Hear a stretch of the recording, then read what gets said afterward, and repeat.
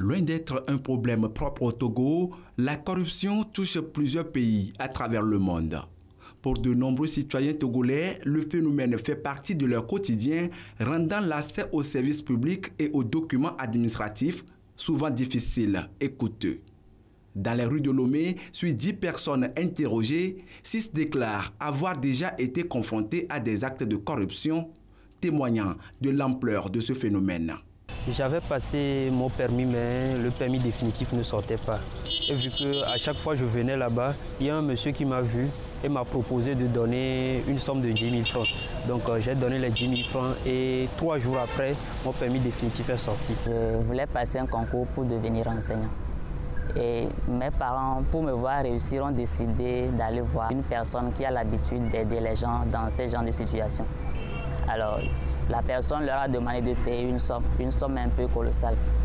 Mes parents ont payé une partie et ont promis de payer le reste après les résultats. Les résultats sont sortis, mais j'ai échoué. Ces témoignages confirment les conclusions d'une enquête réalisée par la APLUSIA du 17 décembre 2019 au 3 janvier 2020 sur la perception et le coût de la corruption au Togo. D'après cette étude, 97,4% des Togolais ayant été victimes ou témoins de corruption hésitent à dénoncer ces actes, favorisant ainsi leur persistance. L'Institut national de statistique et des études économiques et démographiques INSEAD estime à des milliards de francs CFA le préjudice économique que représente la corruption pour le Togo. Ces sommes colossales auraient pu être investies dans des projets de développement, contribuant ainsi à améliorer la qualité de vie des populations.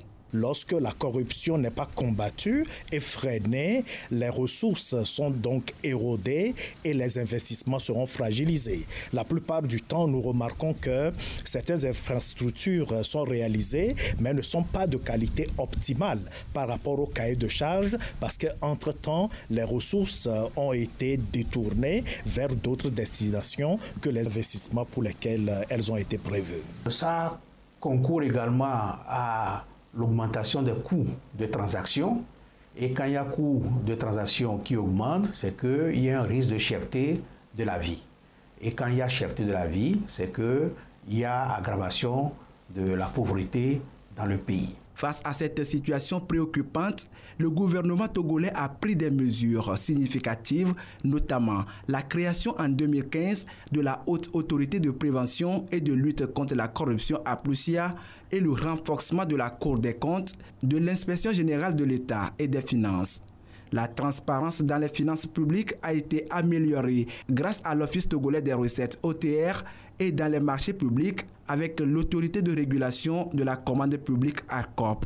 Selon plusieurs institutions internationales comme la Banque mondiale et divers observateurs, ces différentes réformes montrent des résultats encourageants pour réduire la corruption dans notre pays. Des mesures qui ont été prises sont salutaires. La APLUSIA est une excellente institution qui doit servir de réceptacle aux différents efforts de lutte contre la corruption. Il va falloir mettre en place des mécanismes qui permettent une meilleure coordination du travail de la APLUSIA avec les autres institutions, à la fois judiciaires et aussi de contrôle des finances publiques. Il y a une volonté de faire en sorte que la lutte contre la corruption soit une réalité. Malgré ces efforts, la société civile estime que le gouvernement peut faire davantage.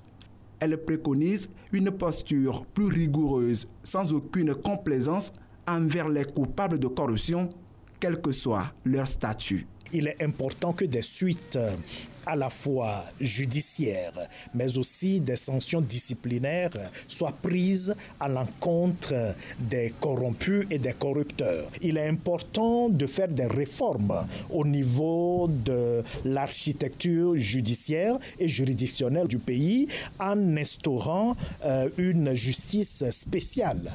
L'éradication de la corruption nécessitera surtout une alliance plus solide entre le gouvernement, la société civile, les médias et les citoyens. Le numéro vert de la APLUSIA, le 8277, est un outil essentiel pour recueillir les plaintes et poursuivre les auteurs.